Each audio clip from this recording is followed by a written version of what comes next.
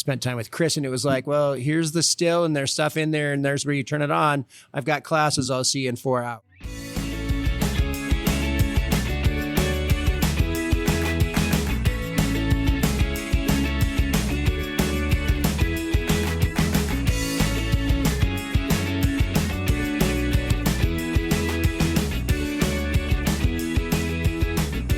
Welcome to the Exploring Washington State podcast. Here's your host, Scott Cowan. So I am sitting here today in Dryfly Distilling in Spokane. I'm up in their tasting room. Well, am I in the tasting room? You're in Don? the event space, but I'm yeah. in the event space. Yep.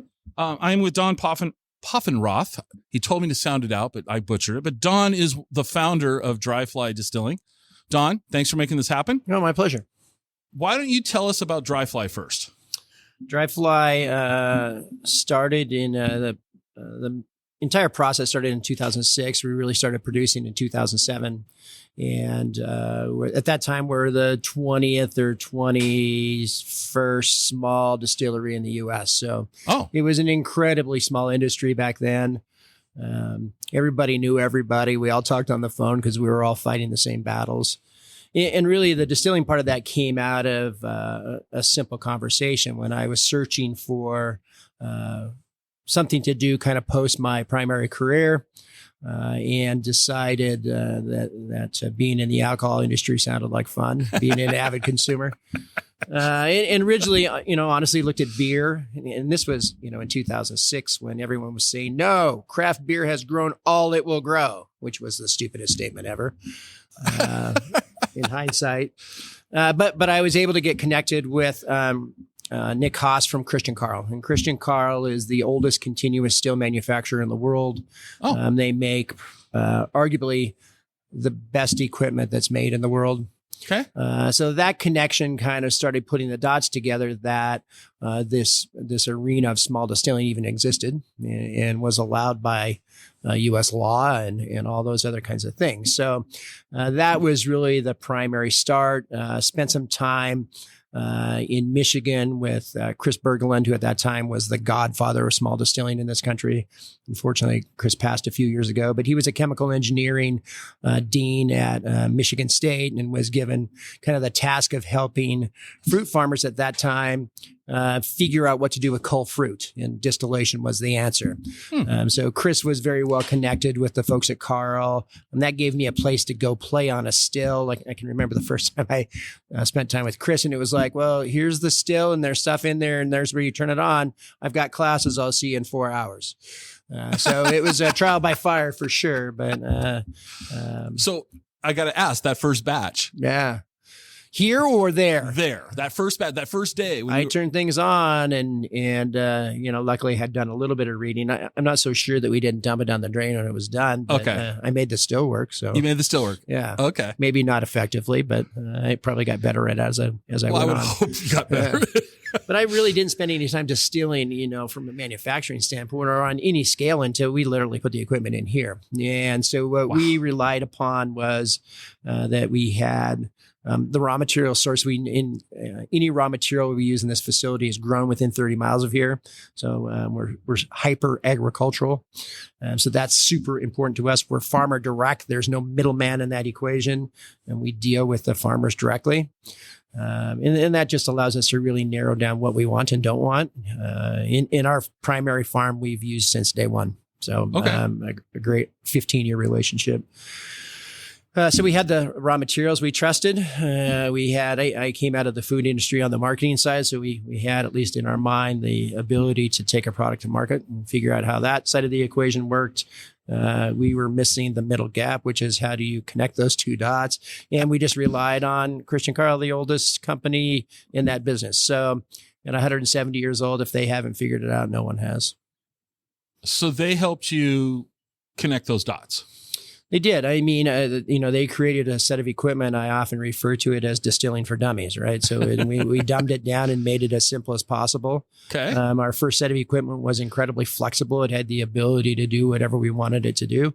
And then it just became dialing down process. And I can remember sitting with the guys from Germany or talking to them on the phone and And I would go, well, what do I do when I get here? And they go, well, you have 4 choices. You should try all 4 of them. And at that particular juncture, I'm like, you guys, I don't have time to try 4 things. Then they're like, well, then just pick one and do it. So that's kind of how we survive. We picked a pathway. What are the 4? Help me out here because I know nothing about. Well, there were 4 decisions at every single corner, right? Okay. So, I mean, as you develop kind of this process of distilling, I guess you have to determine what the driving factors are. And for us, they were a couple of things. The local raw material thing was absolutely crucial. So we were going to make that work. And that maybe is best reflected in the fact that we make gin from things we can buy in the state of Washington. Okay. Right. So we didn't attack a gin recipe based upon what we thought a worldly gin should be. We made a gin because we wanted to make a Washington gin, and finding those raw materials in our area became important. And then I think we were fortunate that we had good palates and we had the ability to taste things. So we would make things that we thought tasted well. Okay. So what was the first product you guys? Well, let's go. I asked you a question, then you gave me a sub answer. So I asked you about your first still. I'm a good sub answer guy. How about the first time you fired the still up here in Washington? What did you guys? Well, I was lucky. I had the guys from Germany here with us. Okay. And after a long day of distilling, at that time, Northern Lights Brewing, which has changed names and come under different ownership. But back in the original days of Northern Lights and Mark Irwin, we had a brewery next door. So we basically got some subpar beer from them. That became our experimental stuff before we even started mashing ourselves. So we had a ready source of fluid to distill, for lack of better terminology. So the first thing we really learned is how to purify that and basically make 190 proof. So make a base for vodka. Okay. So that really became our first thing. And that's fairly mechanical, meaning that you're using the still to achieve an objective. You're still making some cuts in that distillate to hit a flavor profile, definitely. But that's what we learned to do initially, was to make high proof alcohol. And then we spurred, that leads into vodka, and then that led into gin. Those were our first 2 items. We didn't make whiskey for maybe 9 or 10 months, in all honesty, because whiskey is a much more difficult thing to make. There are way more factors involved. You're taking distillate at a way lower level. Your cuts become more critical. So that was maybe, the 201 level class. The 101 level, we handled vodka and gin, got those out in the marketplace, and then jumped into whiskey. And then made whiskey and sat on it for a number of years before we were able to release it. Well, yeah, that's some of it though, right? Because gin and vodka don't have to be Correct. aged, and whiskey and bourbons and all that, we age them. Your vision, you said you wanted to get in, you decided to get into distilling. What did you want to make? Are you a vodka guy? Are you we wanted to make whiskey. So whiskey was the goal. That was always the primary objective, right? Okay. There is way more art in making a whiskey. There are way more decisions. There's way more factors to play with in that scenario. That being said, the thing that we became immediately known for, and we were fortunate, maybe our second year in business, we won the largest competition in the world, which is the San Francisco Spirit Competition, held every year in California. So it's the largest international competition of spirits. We won the vodka category. So we not only won best vodka, we won the entire category, which a small distiller had never done. So it was the very first time any small manufacturer, and at that time we were making 5,000 cases a year. It was not a big thing. No. To be recognized at that level. And we were told that we won it via an email. This was even before text messaging, I think. We were told in an email, and I remember the phone calls we had. At that time, there were only 3 of us here. And we were like, somebody is playing with us right now. Somebody's yanking our chain. Right. So we just basically called BS on it and sent the email back and said, yeah, you guys are super funny. Then by Monday, that was on a Sunday. By Monday, people were calling us. So it was the real deal. And what did that do for the company? I think it gave some validation to the process and what we were doing and what our ethos was, which was to, again, stay local and be who we are and stay in our zone. And it verified that was the correct pathway. Probably got us some distribution, in the grand spectrum of things. I think that's always a growing process, but probably got us a little bit of attention. It's not like winning an award automatically makes everything easy. It just opens a few doorways. And so it opened some doorways we could walk through. So I have a question, and I love the fact that you're doing everything Washington State, because that's what we're all about. Mm-hmm. But this is almost, I'm going to phrase it in a negative way. Is your product limited because you're only using stuff within 30 miles? What I'm saying is yeah, I think it's a great question. Yeah. I will argue with you that the exact opposite is true, and more people should be using Washington grain. Okay, I don't. Right, so I think you can almost, in my mind, I take almost a terroir approach to grain, meaning I care what it comes from.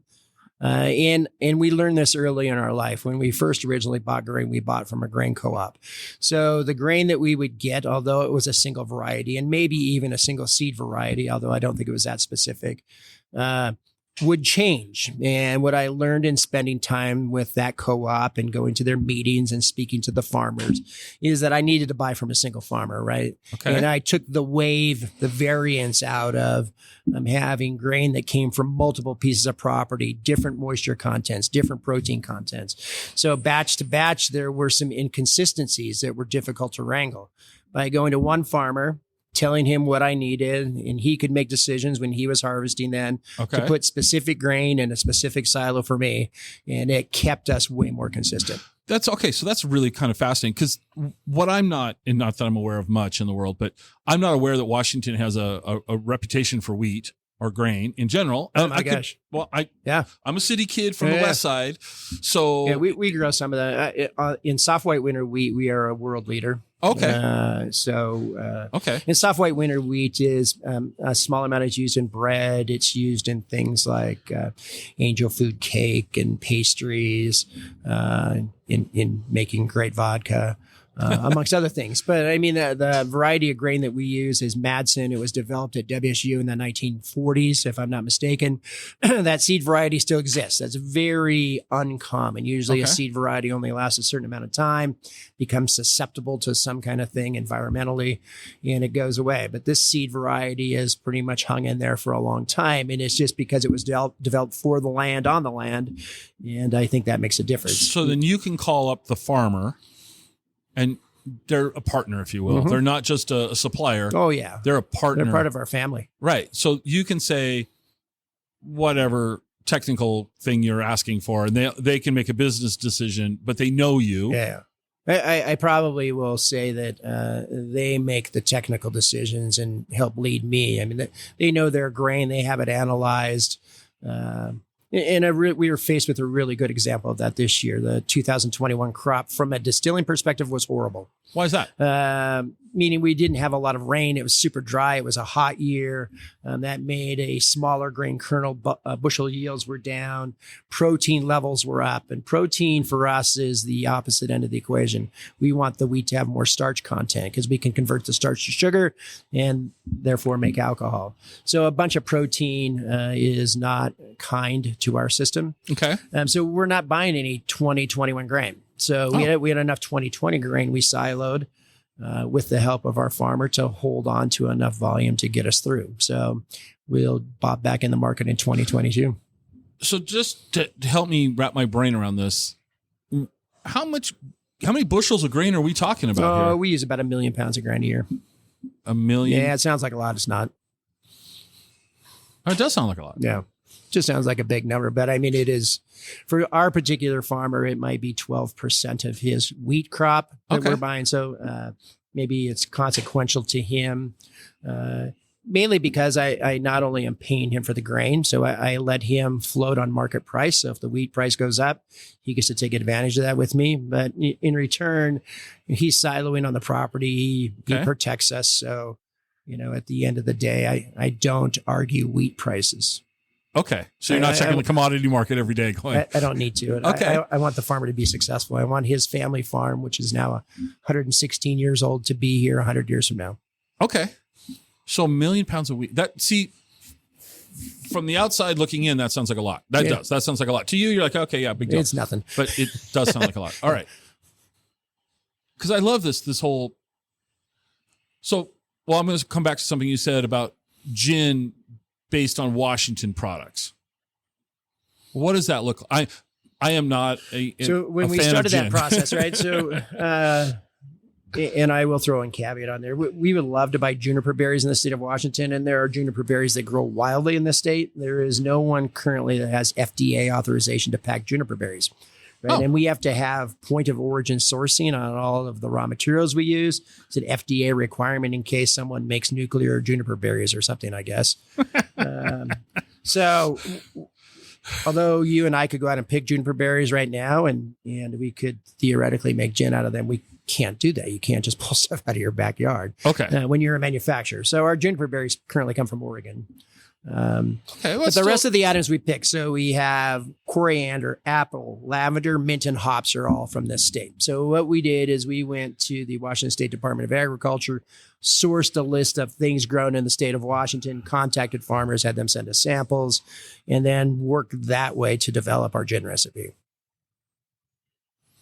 Versus saying, this is the gin we want to make, we kind of came at it another way. And in 2007, when we started that, it was weird gin. By 2012 or 13, this new category had been created, which was called American style gin, which was gin that geographically reflects where it's from. Okay. So it kind of became its own category. Not that we had anything to do with that, other than the fact we led the pack kind of on being that, having that approach. All right. Huh. Okay. I'm looking at the back bar and I'm seeing several bottles back there. What is the light pink bottle? Oh, it's probably a huckleberry lemonade or a huckleberry vodka. I mean, huckleberry vodka. Yeah. Okay. Interesting thing. There's a ton of huckleberry vodkas in the marketplace and they're all clear. And I don't know if you've ever picked huckleberries. I have. Huckleberries are not clear. They're not clear. Your fingers turn purple. Yes, they do. So you'd think if there was huckleberry in there, there'd probably be some color, right? Perhaps. I'll just say that's a good... our approach. We actually use huckleberries to flavor our huckleberry product. Right. We don't use huckleberry flavor.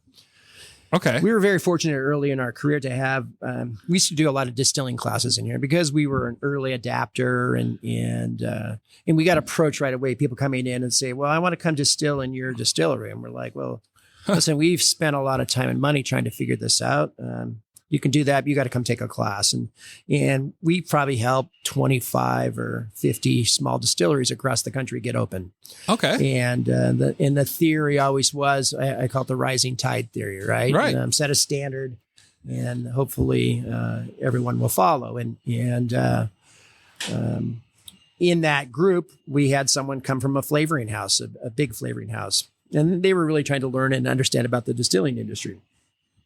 We consequently learned a lot about flavoring and those became things we didn't want to do. And it was, had nothing to do with this wonderful person who came and spent time with us that we've talked to again and again on different projects and helping other people out. But we decided we weren't a flavoring company. We're if we say we make a product with huckleberry, you can be damn well sure there's going to be huckleberries in there. All right. So one bottle removed is kind of a yellow? So that's a barrel-aged gin. So we kind of were one of the first distilleries, if not the first. Being early in this industry, there's a ton of us that will claim have done something for the first time, right?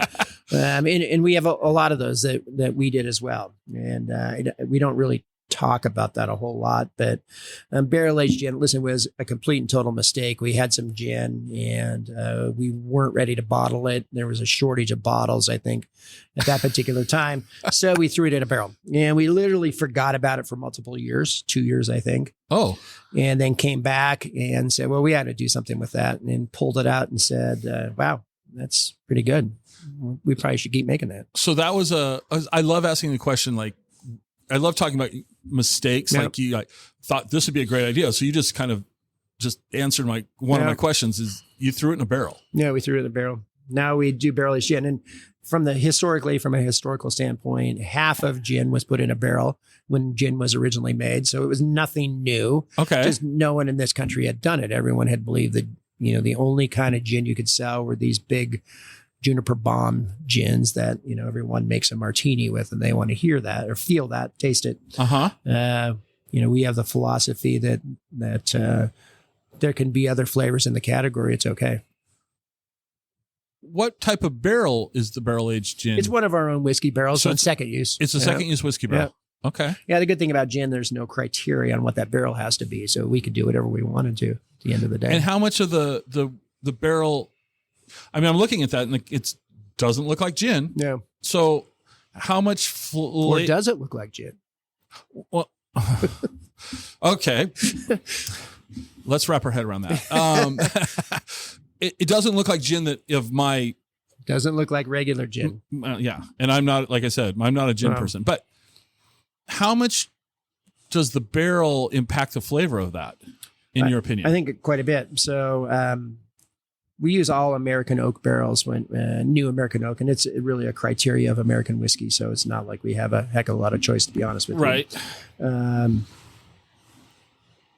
We put a incredibly narrow band of distillate in our barrel, meaning that we don't take yield into consideration when we barrel whiskey. And what I mean by that is we put a much finer distillate in the barrel than is typically put in a whiskey barrel. Typically, the distillate is rougher than you put in a whiskey barrel. Some of those rough things over time will become wonderful. So putting that rough distillate in a barrel sometimes gives you flavor profiles that you want. Okay. The downside of that equation is it takes a lot more time for those to temper down. So by putting a softer distillate in the barrel, you typically reduce the aging period. So, maybe a 2-year, 3-year whiskey really is like the other guy's 4 or 5-year whiskey, just because the barrel has not had to do any cleaning. It can add character. It doesn't need to fix flaws in the distillate. Okay. That being said, we make kind of both now. We make some rougher distillate, wider band, and we still make some narrow band products. And some things will take to a longer age and some things don't. Being 15 years old, we have 11, 12-year-old whiskey now that we can sell if we want to. And we're still learning every day about what happens in a barrel. And that's the fun part of what we're doing now. There's still things to learn every day. Well, what happens in the barrel is also impacted by where the barrel is as far as the temperature of the room and that the barrel's sitting in and things like that? Yeah, we've always basically barrel aged at an ambient room temperature. And the last 3 or 4 years, we've moved to offsite barrel storage. So that's non-temperature controlled. Okay. So we're getting more moved in the barrel, and the flavors that are coming out of the barrel are better. Oh, okay. In a room that's basically 60 degrees all the time Fahrenheit or 55 degrees Fahrenheit is a fairly steady thing, meaning it's more of a linear aging process. The process when you have heat and cold in a building requires you to rotate barrel inventory a little bit to kind of mellow things out and even them out for sure. But it's all good. It's all new things to learn. Well, that's the kind of a thread I'm seeing here is that you're constantly learning stuff. So this new space that we're sitting in, how many square feet? 16,000 square feet of floor space, and we added a 3,000 square foot mezzanine, so it's about 19,000 feet. We have a 14,000 foot basement beneath us, which is a big thing for us. We came out of a 4,000 or 5,000 square foot building and a 4,000 square foot external warehouse. So we have more than doubled our size. And what this allowed us to do is spread things out and get all of our functions so they each had their own space, so they weren't on top of each other, right? Which makes it more efficient. B, in the 13 years or 14 years we were at our other building, we learned all the things that we would do if we would build a new building, and we did them here. So efficiency things like having the correct flooring and draining systems, and we have a wastewater management system here, and the way we deal with water, and every input output thing was dialed in here. Okay. And then this is, right out of the gate 4 times our capacity that we had. So gives us some growth. The building's designed to handle 10 times our original capacity. So we're ready to go. So this space was the old Spokesman Review? It was the Spokesman Review print press. So in this particular spot, we printed color circulars for the most part. Okay. And maybe some Sunday ads that you would see. So that was what was done in this part of the building. And this building was done 1999, 2000, somewhere around there. So it's not very old. Okay. It's a beautiful building. It's on the corner of Monroe and Riverside in Spokane, which is arguably one of the top corners there is in Spokane. So incredibly visible. To have our sign on this building is a pretty special thing. All right, we're going to come back to that. Let's go back to when you started. How was Dryfly received in Spokane? We were incredibly fortunate. We were the first distillery since prohibition in the state of Washington. So, and at that time, Washington was a state-run system, right? So it was a little bit of different thing going on. So I can remember going in front of the Washington Liquor Board. We would, and the liquor board was 4 or 5 people. Literally, you sat in front of those 4 or 5 people, told them what you were going to do. You had an appointment for 11 minutes. 11 minutes. 11-minute section. So we went in with our distributor from the state and walked into this meeting that was supposed to last 11 minutes. We were there for an hour and a half because the liquor board was enamored to try to learn what was happening in this sector, what was going on. And since we were the first people they got to talk to, they wanted to understand what our business was and what we thought was going to happen. And then they ultimately made the decision of putting you in those stores or not. And there were 300 stores in the state of Washington at that time. Some of those were contract stores. Some of them were state-run stores.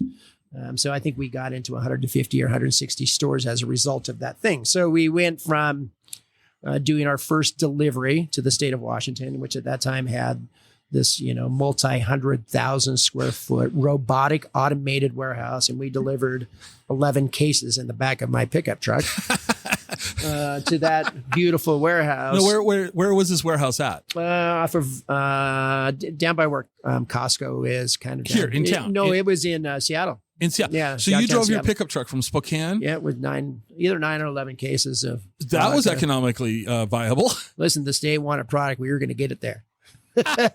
We had somebody buying. We had a customer. Okay. And at that time, we couldn't sell ourselves, right? Right. It was before the craft distilling laws had really solidified. And we had done the legislative work to allow ourselves to exist. So we were somewhat responsible for getting that going and started. And Chris Marr, a local state senator, helped us get that done, which was awesome. And then we continued to develop that law to ultimately give us the opportunity to sell our own product. But at that time, it was all done through the state. So we went from 9 cases the first time to, I think, 3 pallets on the second order, which is 3 weeks later. Okay. But that's kind of how we got started in the state. And very early on, in our first month of existence or two, when we would bottle product, it would be friends and family. Okay. So we would all gather around a table and we would fill 4 bottles and put corks in and put shrink wrap thingies on them and et cetera, et cetera. And, we would be happy if we did 40 cases. That would take 4 or 5 hours. And we did an interview with a local public TV station, kind of on like a Spokane profile kind of thing. And at the end of that interview, the person asked, he said, well, is there any way people can help you out? And we're like, listen, man, my mom and dad won't come anymore. I've been calling them. We have to bottle on Saturday. We had burned the bridges. We could really use help bottling. And then that became a thing. So within little or no time, we were bottling, twice a week. We had 8 or 10 people each time. So volunteers were coming in? We put a list in and people would come sign up to a list. And then we found people would come in and they go like, well, we want to come back. So then that group would list again. So we got to the point where we had a year's worth of people signed up ahead of time. It was the most amazing thing. So it was the greatest community outreach brand ambassador program that was never meant to be that happened. That's awesome. So it ingrained us in the community and we've done multiple things there. Most recently, we really shut down as a distillery during the first part of COVID and started making hand sanitizer. So we were the first distillery to get federally licensed to do hand sanitizer and then did that for our community. And we gave that product away and we felt that was what we needed to do to help. So we would have lines of people, sometimes 50 blocks long, and their cars that would come by, and we would hand them bottles of sanitizer. And then we do that on Friday and Saturday. On Thursday, we would do first responders and hospitals. They would come in and we would load them up. So it just became a thing. And we were filling hand sanitizer in every way you can imagine. We had Gatorade jugs that we were filling little bottles out of, and you couldn't get bottles. Like it became apparent quickly that supply was necessary. So, I mean, we had bottles coming from all over the country, and then we sent out kind of an SOS. We can't get bottles. And we got people calling us and say, well, I used to have a perfume company. I have 10,000 of these bottles. So we put sanitizer in perfume bottles. And my gosh. Whatever we could get our hands on. And there were some amazing local companies that stepped up to help us out. And then we would have groups of volunteer filling, groups of volunteers handing stuff out. And it was a crazy time for us, but it was the right thing for us to do. And I'm so glad we did it. And we were able to help the community. I think at that time, when COVID was just starting, everybody was freaked out. And it was the one thing that made people feel okay. Yeah. Yeah. So this company has had a nice rapport with Spokane. I love Spokane, man. I think that's pretty mutual. Okay. We're going to come back to you. I promise we're going to put you on the spot. But I want to know the name Dryfly. I think I'm not a fisherman either. So Here's a guy who's not an expert on vodka and gin or fishing now asking you questions about your stuff. Yeah. How'd you come up with the name? Definitely came from fly fishing. So okay. I'm an avid fly fisherman, and I again came out of the food industry and out of the branding propositions, and had done that for a long time in my career. So to me, I wanted something that would reflect the Northwest. Okay, and obviously that I connected to it made it easier for me to live with that and sell it because it was a passion of mine. The red fly was very iconic. I can remember exactly when we developed that and how we did it. And there were beers involved and flashlights and fly tying vices in downtown Seattle at an ad agency that helped us do that. My idea or my background thought was I need to create this Nike swoosh for Dryfly, right? This thing that eventually that fly all by itself will tell the story. So is that fly? Is it an actual fly? Absolutely. Okay. Yeah, it is a Parachute Adams. Thank you. Yes. Okay. And what on earth would I use that fly? It is a go-to Western River fly that was developed, I think, in the 1930s, if I'm not mistaken, maybe even earlier than that. And just an iconic Western fly. So when we were looking at doing this, we literally took a fly tying vise, stuck flies in, and then flashed a flashlight behind it and looked at the shadow on a wall. So that was how we found what we were looking for. I like that. Yeah. That's very cool. So you've been doing this 15 years. Yeah. And I didn't really warn you, but these bounce around a lot. These are not a linear conversation. It's all good. During the 15 years, has the state been reasonable to work with? I think for the most part. Okay. I'll tell you that, especially during this pandemic, the state has been amazing.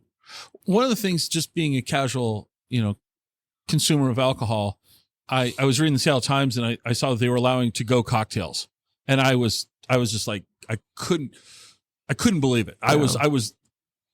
I don't know if there was any more news out of COVID that struck me more than the state of Washington saying you can sell cocktails to go. Well, I think, listen, I've had issues with the state of Washington. I mean, I think that is a common thing in my industry to have things. I think the state of Washington has made a number of mistakes. And I think that happened when we went from a state-run liquor system to a privatized system. I think people were hurt in that equation. I think there were a bunch of small manufacturers that were crushed because market access went away. So I think there were some bad things during that period. And I think most of the problems that I probably have ever had with the state of Washington happening in that time. Okay. We were fortunate that at that time, the state of Washington was maybe 20 or 30% of our overall sales, right? So we had diversified in other states. So we learned to wag our way through. Plus, we were in business for 8 or 10 years before 1182 happened. So we were already on the shelf. We were in the system. Mm-hmm. So it made it easier for us. And a lot of our small counterparts went away during that. Being a small guy got to be very, very difficult. Since the pandemic, the state has done, I think, everything they can to, in some way, protect their own revenue stream. Right? Sure. They make a lot of money off selling alcohol to help the industry, meaning they know that the restaurateurs and the bars got slammed and hammered. So things like to-go cocktails, I think, were a nod from them to say, we're going to try to help you guys survive here. Mm-hmm. Now, whether that carries on into the future, we have yet to see. But Sure. I'm a big believer that as a licensee, you're already being held to a standard. You have the license. They can take that from you whenever they want to. Okay. So if you can provide a service or do an activity that adds additional revenue to the state and doesn't violate any of the terms of your license, then we really shouldn't have a problem with it. Okay. Where I'm going with this is that I'm looking at some canned cocktails. Mm-hmm. I think that's an entirely different thing, right? So Well, okay. to us, canned cocktails were this ability. We have a very outdoorsy brand, and I'm a very avid fly fisher, and I fish as much as I possibly can. Okay. I am probably rare, although I have a lot of friends that do the same thing, but I'm probably rare in the fact that I will actually take a bottle of whiskey on a boat with me, in a raft or a drift boat, to go fly fishing. And I don't have a problem pouring a flask and enjoying a little whiskey as I fish. Having a canned cocktail and being outdoors and being able to reduce the waste and take it with you, not having to carry a big old bottle in your boat, is the perfect thing for our brand. So it is the outside version of Dryfly. Okay. The RTD category, ready to drink. I think that younger people seek that ability to get something great that they just don't have to deal with, right? Plain and simple. It's ready to go, and away we go. We took a very unique approach on those two. Like, we have some of the lowest alcohol level products in the RTD category. And why did we do that? Because we think it's the responsible thing to do. I'd rather have people have a couple cans than they can just have one. And when we get into 12, 13, 14%, 12-ounce cans of alcohol, if you drink 2 of those cans, you just drank a bottle of wine, right? So from a consumption level, it is precarious. And a lot of those cans will say, well, there's 2 portions in there. But in reality, we know that somebody's going to drink the whole can. What happens when you go to a lower alcohol level? You have to learn how to preserve your product. You got to take care of it. You have to be clean. You have to be sanitary. Part of the reason you use high alcohol, it kills everything. Okay. So it was a conscious decision to go the way we went. And as a result of having lower alcohol levels, we can use real fruits and real juices, and they all come through, and they just taste better. Plain and simple. Can you walk me through the process of a Sure. canned For the cocktail? most part, I mean, we make, we're just getting ready to do some whiskey products in the can, but right now it's primarily vodka and gin that we're using as a base of those. So we ultimately make a base of product. It will have water, fruit juices. We use sugar in some, not sugar in others, just kind of depends upon the product. If it says it has huckleberries in it, It's got huckleberries damn well in it. has huckleberries in it. Okay. If it says it has grapefruit juice in it, we get that from grapefruits. If it says it has oranges, it has real orange juice in it. Okay. So what it says is what's in there. We ultimately blend that together, proof it down. There's when you proof an item, so when you set the alcohol level on an item that is lower alcohol level, it's different instrumentation. So we had to buy a machine to do that, which is $25,000. Huh. But it allows that batching to be precise and correct. And then that goes into a tank, and we carbonate it, and at different levels. So we also make a Bloody Mary in here, which is carbonated with nitrogen instead of CO2, because nobody wants a fizzy Bloody Mary. But anyway, you learn those things as you go. And we learned that. The first time we canned cans, we canned on a little machine that did 2 cans at a time. Now our machine does 100 cans a minute. So it's an evolution. And everything we've done at Dryfly has been an evolution. Like, we've started simply and worked our way into it. So where are the cans available? Are they 42 states now? 42 states. Right. Just to put you on the spot, name one of the 8 that it's not. Delaware. Yeah. So what happens ultimately, and this same thing in bottled product, right? Distribution outside of the Northwest, where we have eyes, and closer contact, and maybe even down into California, we're fine. But as you start to get farther east, we have to use people to help us out. So typically, who our distributor is incredibly important. Okay. We typically are going to put a broker in that marketplace, so we have feet on the street to assist. Or in some cases, we've hired some individuals that may work a 4 or 5 state area, almost in a broker role, but they really work for us. There are some states where you learn quickly that the cost of doing business exceeds what you could ever achieve in any quick basis, meaning the licensing fees or the regulatory situation is precarious for whatever reason. There are some states where it just doesn't matter. Okay. I mean, ultimately, you just kind of look at it and go like, so do I think we'll ever be in all 50 states? Probably not, as we're Dryfly. If somebody with some additional horsepower, whether that's in the distribution world or somebody was to acquire us or do something that had 50 state distribution and could run that horse, then that's probably how that'll happen. Being in the mid 40s is pretty damn good for us. So are the cans, if I were to go somewhere here in Spokane, where would I find them? They're in the grocery stores. In the grocery, Are they in the beer section? In some stores, right? So it is Washington State. Right. Great example of our liquor control board is ultimately learning that this is a new category and we have to deal with it. So when we started out, they were in the liquor section, right? And no one looks for a canned product in the liquor section. Right. So there's been some loosening of kind of those thing. So now you may see some display outside, right outside the beer area. You may see some stuff in the cooler. It all just depends on the individual store and how the sets are done. And so approximately what's the alcohol in a can? Oh, they range from 5 to 7 or 8%. Okay. So they're right there with like a cider or some craft That really beers. was the target. Okay. All right. Okay. Hard question for you. Oh, there's no hard questions. What's your favorite Dryfly product? Oh, wow. Okay, that is a hard question. It's like saying which one of your kids is your favorite. I know. On the bottle product side, I am most proud of, we make a whiskey from a grain called triticale, and we were... What was that? Triticale. Triticale is an old Scottish grain that is a hybrid of wheat and rye. Okay. And the reason we started working with that grain is that you cannot, for the most part, in the state of Washington, grow rye. It is a noxious weed in almost every county of the state because it is an anti-wheat crop. So rye decimates wheat. And if you talk to anyone who's worked on a wheat farm, even as a kid, usually your job as a kid is to go out in the field and pull up the rye that comes up, right? Because it's just, you don't want it in your seed bin. Oh. You don't want it to perpetuate. So rye is a nasty word for wheat farmers. So trying to stay in our single sourcing farm, again, that being our driving thing. We were lucky enough to meet some folks out of Ridgeville, actually, in this Spectrum Grain Development, and they were starting to grow triticale in the state of Washington. And it is not a grain that overwinters. It doesn't do what rye does at the end of the day. And so it was our ability to dabble in the world of rye without using rye.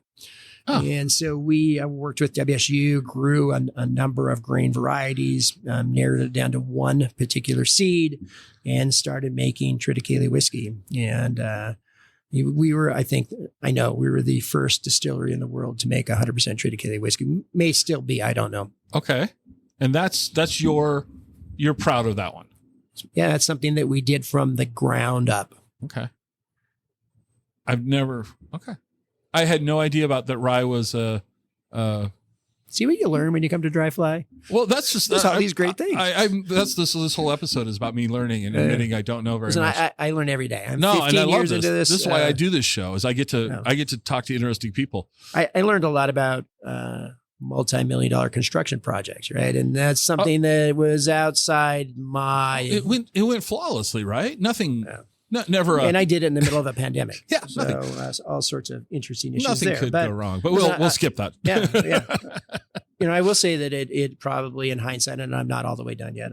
I'm awfully close. But if I was to sit back and ponder it, and I've been in this building for a year and change, so I've been here every day that this project has been going on. I've learned a lot. I've been incredibly fortunate to have a general contractor on site here who grew up with my brother. So somebody that I've known, and I've come to know him very well in his company, and we could talk about things and work through things and make decisions and go, because there were a lot of those, given the fact that you would say, well, we're going to do this kind of lighting. And then the lighting company said, well, we can't get those lights for a year. Then you got to change your whole game. So there were a lot of bobs and weaves that happened there. Right. But I learned a lot about that process and how to manage that and do it and survive. I also did a lot of stuff in here I'll never do again. Never laying carpet again. I'm done with that. Okay. If I never have to paint a wall again, I'm okay with that. You're okay. There's a number of things that I've got. My life allotment has been allocated. So before I hit record, you were telling me you're born here. Yeah. Grew up here, lived your life here, made your business decision to be here. Yep. Why do you like Spokane so much? I'm a casual. I like to think I'm a kind, gentle, meaningful person. And I think there's a lot of people like me here. Okay. I'm amazed that my friend group, as I've developed over my life, are people that are exactly like me. I think that's rare to find. People who have the same philosophy about life and business and other things. And I cherish when I meet people like that. And I've met some wonderful people like that over the last few years. Okay. That come from many different walks of life and many different business experience levels. But when you sit and talk to them, we all are the same kind of people. I like that hometown, farmy kind of thing about Spokane. And I like the fact we can talk to people and we can move around and we can still be kind and gentle as we go through life. And I love the fact that Spokane, when this community sets its mind to something, it gets done. And we've been on the fortunate side of that. So Spokane, full of kind people, hardworking people. You mentioned that. Yeah, just that great farm ethic of, hard work and getting it done. And that there were, I jokingly said before, there were a lot of things that I did in this building I never do before. I don't know if I would give the experience up either. Like, sure. I think that ethic of work hard, sweat equity is, even 15 years into the equation, still important. Okay. You also said something. You called Spokane the biggest farm town. Biggest farm town. Yeah. I think the farmers that I know that are family farmers from this area are some of the coolest people I've ever met, and I see that reflected all over Spokane. Okay. Yeah, I see that again when. I think of farmers getting together, and we see it happen every now and then where somebody has some kind of a problem and the community takes care of itself. Spokane does that to a degree. There's some things that we could do better in that arena. But when Spokane wants to get together to achieve something, they can do that. And I think that is, at its root, probably an old time farm thing that's coming through. Okay. So when you're not here at Dryfly, which you already just said you've been here every day for a year, what do you like to do for fun and excitement around here? Oh, I'm an avid fly fisherman. So if I can take some time to get out on the river, I'll do that. And that can be the Spokane River, which is 300 yards from here. Or it could be, going somewhere more exotic. So I definitely try to take my time. I've been pretty poor about that. Where's your go-to fly fishing spot in Washington? Well, I'll fish the Spokane. Okay. I think it is an underdeveloped and underappreciated fishery. It takes some patience to get used to the Spokane. Okay. And it takes some time, maybe some different methodology, but we're very fortunate. We have our own species of red-band trout in this river that are native to this waterway, which is super cool. So you can catch a fish here you can't catch anywhere else in the world. Oh, that's cool.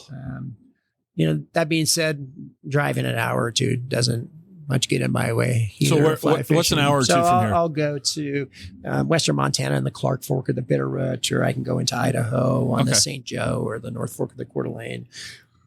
I typically am a moving water fisherman. Do you ever do the Yakima? I've done the Yak a fair number of times over my lifetime, but I tend to go east instead of west now. Okay. All right.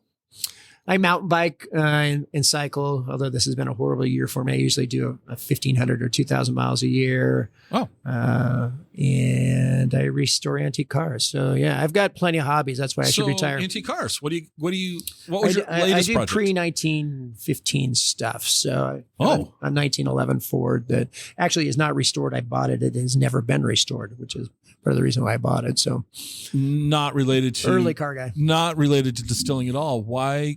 I'm not a car guy either. Yeah. I'm not a lot of things. Why the cutoff at 1915?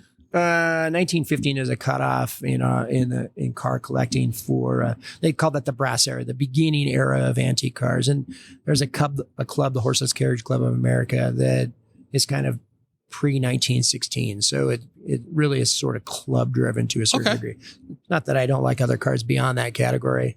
I just really like the early stuff. All right. Put you on the spot. What's your daily driver?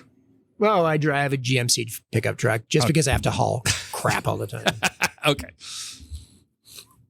What else about downtown Spokane? What should I go see? I've got a couple hours to kill, if you will. Yeah. It's a weekday. What's going on in downtown Spokane I should check out? Well, unfortunately, it's Monday, so it's probably our weakest day. Sure. But what has happened in Spokane, like many other cities, is, when the downtown core starts to get kind of a little unused, if the city revitalizes correctly, then that creates a pathway for new, younger businesses to come in and get started. So I think you'll see a bar and restaurant scene, although it's COVID kind of screwed up right now, that is, it's ready. There's been a ton of new restaurants that have opened in the last year. God bless them. In the middle of this, I have words I can use for it, but I'm sure they're not allowed. But I'm glad that those guys and I listen. I am the biggest fan that I hope they're able to make it through this, because it's not easy right now. Right, trying to get that done.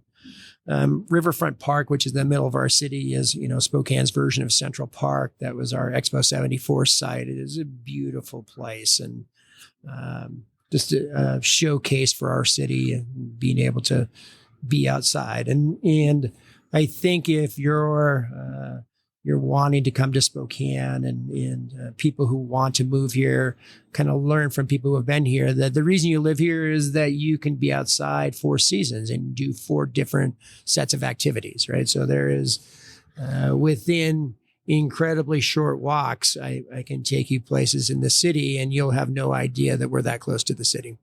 Okay. Give me an example of one. Riverside State Park, which is one of our primary state park here, is downriver from us, literally 4 miles downriver from us. Here there's 60,000 acres, and it is a amazing place that, again, the river flows through it. It's natural. You'll see people on horseback, mountain bikes, hiking, walking, and it's in a gully, and you'd never realize you are literally 4 miles from downtown. Wow. I don't think there's very many cities that can do that. No, not that I'm aware of. Are you a fan of coffee? I have a coffee every day. So I don't know if that makes me a fan, because I get the same coffee all the time. All right, so well, not a grand experimenter, but not a grand. You're not you experiment with distilling, not with coffee. Yeah. Go-to coffee spots in Spokane? Like I said, I literally go to the same stand, and I probably go to that same stand because of the girls who are there that I've gone to for the last 4 years, and it's just a thing. Right. So it's like this habitual thing. It's more fun for me to say hi to them than anything else. Then you get the coffee. Yeah. Okay. Not a great experimenter in that category. So what is your go-to coffee then? What do you get every day? Oh, I drink a non-fat, sugar-free iced mocha. Okay. During winter? Even during the winter. Yeah, I wear shorts during the winter too. So I'm just kind of one of those weird You're Northwest one of guys. those. I have friends like that too. Yeah. That just shorts year round. Last question I'm going to ask you is: you're in this new space. What's the next 12 to 24 months look like for you? Me personally or Dryfly? You and Dryfly. I'll answer Dryfly first. We have to get this facility functioning at its highest potential, and we are literally days away from that. So that's all finally coming together. Right. I can proudly say that it's paid for, done, lock, stock, and barrel. We don't owe anyone a hell of a lot of money, which is kind of a nice way to do it. That's awesome. My banker may argue with you on the owe them money part, but in the grand spectrum of things, we did this efficiently and effectively. Okay. And part of that was we did it ourselves to a degree. So that sweat equity thing definitely is a component in that. What our primary objectives will be are kind of twofold. This increased canning capacity will allow us to ultimately meet the market demand because we haven't come close yet. Really? We've been allocating. We run out of product all the time. And that's a wonderful problem to have. Yeah. So we'll come closer to meeting that. Do I think we'll really catch up? No. Okay. I think what will happen is the demand. I don't see that changing anytime soon. We will begin to barrel more whiskey, right? So that is one thing. Our fermenter now, our fermenters in our old facility, a fermenter would make 1.25 barrels of whiskey. These fermenters make 12 barrels of whiskey at a shot. So our ability to lay down whiskey at a much higher rate is finally with us. So we'll do that. That's a good thing for us to do for our future. It's like a gigantic savings account. Right. How I philosophically think about it. Okay. And then it will be getting more people in this building to experience. This is a very unique place, and we built it very transparent that if you sit in the facility, you can see exactly what's happening out there. So our ability to kind of share the distilling experience with people is this is at probably the highest level you can get anywhere that I've ever been. And we kind of immersed everything inside of that. I think we will be proud to share that process and what we're doing and how we're doing it with people so that they can understand. And I think we have, and people know that when Dryfly says it, there's a damn good chance it's exactly right. That's what we do. Okay. And that now they'll be able to see it. It'll be right in front of them. Well, this is a really cool space. Thanks. And thanks for making this happen. It's been fun to build, and it's been fun to have visions about what this would all look like and how it would all be. And I can say that, in the high 90 percentile, it kind of turned out exactly like I thought it would. All right. My safety valve question is, what didn't I ask you that I should have? Well, I think we hit on, our core values. We talk about, patience and persistence and perfection. And those are things we strive for. You can never be perfect, but you got to point that way. The patience thing that defines the world of whiskey. Do things that you may never see. I may never see. Or sure. That's okay. And always be persistent about everything we do. We try to treat our people correctly. And how many people are working here now? We're up to 32. Wow. Yeah. How's that feel? That's frightening. When we started with 2 and now we're at 32, having a group of people is exciting. The thing that I have to work very hard on, and this is just my ethos, is, I have to know people. I still have to take time to sit down and talk to everybody and try to get to know them and who they are. And that allows me to figure out, to a certain degree, because I've done that with the majority of our staff, whether or not I think they're going to fit and it's going to work and things like that. I think we've learned some really good lessons. We don't need to hire talent here. We just need to hire great people. We can teach anybody anything, especially in this scenario, and especially here because everything is new. So although, Patrick, was our employee number 1, is still here. He runs a production thing. Producing like we produce now is not like we used to produce before. Right. This is a much more efficient, simpler we've taken some of the romance out of turning knobs and running the still. We've made it so you push a button on a computer, which sounds bad, but trust me, it's not. It's a good thing. But it's evolution. So, watching our core group of people evolve is pretty dang fun. All right. Well, thank you for taking the time. My pleasure. I'm glad it worked out. Yeah, thank you. You got it.